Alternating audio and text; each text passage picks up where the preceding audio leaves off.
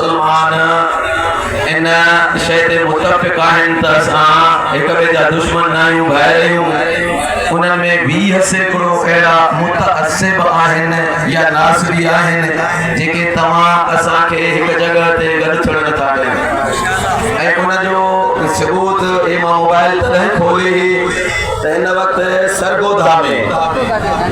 सरगोदा में एक शख्स जेको हिकिड़ा वाल पोस्टर विराए पियो गुस्ताखीअ वारा, ऐं गश्त दौरान पुलिस जी मोबाइल उनखे उहे इश्तिहार विराईंदे ॾिठो। उनखे जॾहिं पकड़ियो त उनजो नालो आहे राशिद माविया, ऐं जेके इश्तिहार गुस्ताखी वारा विराए पियो उहे शियन जा करे विराए पियो त हे शियन जे तरफ़ां बाबा हीअ गुस्ताखी ॾिसो। ही पुलिस पंहिंजे तरफ़ां उनखे थाने ते खणी वई, तफ्तीश कयूं ऐं जांच कयूं त शिया सां उनजो परे जो ताल्लुक न हो, बल्कि शिया खे बदनाम करण जे लाइ हू शिया जे नाले ते ऐं माण्हू हिकदम जॾहिं उन्हनि खे सोशल मीडिया या फेसबुक ते ॾिसनि था त जल्दी में छा था चवनि, गुस्ताख केरु शिया। इन करे अवां सभिनी जी खिदमत में गुज़ारिश कंदुसि त क़ुरान पाक जो बि हुकुम आहे त जॾहिं का शइ तव्हांजे साम्हूं अचे त पहिरियों तहक़ीक़ कयो, जांच कयो त हिन में सदाकत केतिरी आहे। ऐं उनखां अलावा अहले सुन्नत जो जेको मरकज़ी सदर कराची जे अंदरि शहीद थियो वियो हो अब्बास कादरी, तव्हांखे यादि हूंदो कुझु साल पहिरियों त हिन जे गार्डन हथां मारण वारो मरी पियो।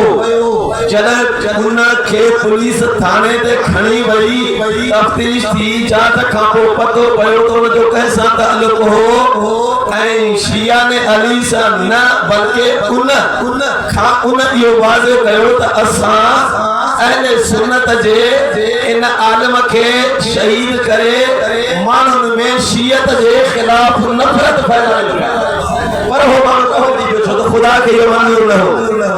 इन करे मुंहिंजा सुन्नी भाइर कोशिश कनि त माण्हुनि जे चवण ते न लॻो। तव्हां असां सभु सुन्नी शिया बाद में आहियूं, पहिरियों हुसैन। तमामु को बि अहिड़ो आहे जेको चवे त मूंखे रसूल ख़ुदा जे लख़्ते जिगर इमाम हुसैन जे हिन मुसीबत ते ग़म न आहे।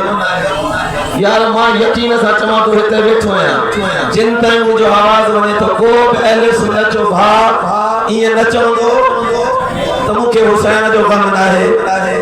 अहले सुन्नत सुबुह खां निकिरे मजलिसुनि में रस्ते ते अहले सुन्नत जे दोस्तनि जे हथां सबील विराईंदे ॾिठी, अहले सुन्नत भाइरनि जे हथां न्याज़ तक़सीम थींदे ॾिठो आहे। इन जो मतिलब त अहले सुन्नत भाइरनि खे न सबील खां नफ़रत आहे न जॾहिं पाण कनि था त हुननि खे नफ़रत न आहे, ग़म में बि शरीक आहियूं। फ़र्क़ु असां ऐं अहले सुन्नत भाइरनि में थोरो उन्हनि खे छॾियो जेके तासुब परत सुन्नी शिया खे वेझो अचणु नथा ॾियनि, उन्हनि खे छॾियो जेके अहले बैत चाहींदड़। फ़र्क़ु कहिड़ो आहे? अहले सुन्नत जो मुंहिंजो भाउ ग़म करे थो, ग़म जो इनकार नथो करे थो, बाबा दिलि में ग़म कयो, शिया ॿाहिरि निकिरी कनि था। हाणे मुंहिंजो नंढो मां मिसाल ॾियां, मां पंहिंजे मौलवी साहब खां इजाज़त वठी आहियां 30 मिंटनि जी, जो मूंखे वञिणो हो ॿाहिरि, हुनजी महिरबानी आहे, महिमान बि आहे, ऐं 30 मिंटनि में मूंखे कोशिशि करे पूरो बि करिणो आहे। हाणे नंढो मां सवाल थो कयां तव्हां खां, हिते पढ़िया लिखिया दोस्त बि वेठा आहियो, कंहिं घर में का फौतगी थिए थी, कोई माण्हू घर जो वॾो या कोई भी इंतकाल करे, घर में मिसाल 20 माण्हू, त छा उन्हनि 20 माण्हुनि जे दुख जो इज़हार हिकिड़े ई तरीक़े सां थींदो आहे? उन 20 माण्हुनि में के अहिड़ा हूंदा जेके दाहू करे उन वञण वारे जे लाइ रोंदा आहिनि, इहो मां तॾहिं थो दलील ॾियां त हे हर घर जे अंदरि वाक़ियात फौतगी जा त थियनि था, उन घर में पंहिंजे बेड़े जे अंदरि धीअर भेनर भाइर सभिनी ते नज़र कंदव, बीएन भाती मां सब जो सब दुख जो इज़हार एक तरीके सां न कंदा आहिनि। कोई दाऊ करे रोंदो आहे, कोई सुनका भरींदो आहे, को दिल में रोंदो आहे, को गोढ़ा ॻाड़ींदो आहे। माना अंदाज़ हिकिड़ो सभिनी भाती सब खून हिकु, पर रोअण जो अंदाज़ गम जो अंदाज़ हर कंहिंजो अलॻि आहे। जॾहिं हिक घर जे अंदर हर भातीअ जे गम जो अंदाज़ अलॻि आहे। मां उन मौलवी खां सवाल कयां त जॾहिं को हादसो थिए थो 8 माण्हू एक्सीडेंट में फौत थी विया त उन्हनि मां कंहिंजी माउ कंहिंजी भेण ॿई हथ खणी मुंहं ते हणे थी, कंहिं मौलवीअ नंढड़ो बयान सोशल मीडिया ते छॾियो हुजे त जंहिं भाउ जे लाइ चङो हुयो, जंहिं भेण भाउ जे हिन हादसे ते पाण खे चंबा हया, या काफिर आहे या या यो दीन इस्लाम खां ॿाहिरि आहे। इन ग़ैर शरई कम कयो आहे। गौर कजो पढ़ा लिखिया यार।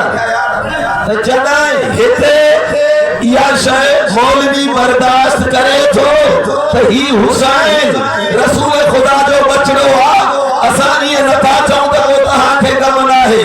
गम तव्हांखे बि असांखे बि अंदाज़ बदलियल आहे। समझो तव्हांजी नज़र में हे ग़लति आहिनि, बिदअत आहे, कुझु बि आहे, पर बाबा जे हिसाब ॾींदा त हिननि जो तव्हां खां ओला वठंदो। हिननि जो हिसाब तव्हां खां न वठंदो, हिननि जो हिसाब अल्लाह पाण वठे या छॾे वञण जी मर्ज़ी आहे। त इन करे इन्हनि ॻाल्हियुनि खे तव्हां दुश्मनी जी हद ताईं न खणी वञो ऐं सोशल मीडिया ते बि न हलो। सोशल मीडिया 99% कूड़ आहे, 99% फेसबुकी टिकटॉकर तव्हां असां सभिनी जा दुश्मन आहिनि, चाहे हुनजो शिया सां तालुक हुजे या सुन्नी सां। इहो गौर कयो। टिकटॉकर, यूट्यूबर ऐं फेसबुकी सुन्नी शिया ॿिन्ही जो दुश्मन आहे, चाहे उहो शिया में हुजे या सुन्नी हुजे, छो त हुननि खे व्यूज़ घुरजनि, हुननि जो इन सां तालुक आहे त हिन मां केतिरी नफ़रत फैलिजे थी, असांजे दिलनि में हिक ॿिए जे लाइ केतिरो बुग़्ज़ पैदा थिए थो, पर हुननि जी ज़रूरत लोग आहिनि। सो ख़ुदा जे वास्ते जॾहिं बि का केरु सोशल मीडिया ते अचे उनखे नज़रअंदाज़ कयो ऐं इन्हनि खे छोड़ियो जेके अहिड़े क़िस्म जो अमल सर अंजाम ॾियनि था। अहले सुन्नत जा शिया जे ख़िलाफ़ ॻाल्हाईंदा, शिया जा टिकटॉकर अहले सुन्नत जे ख़िलाफ़ ॻाल्हाईंदा।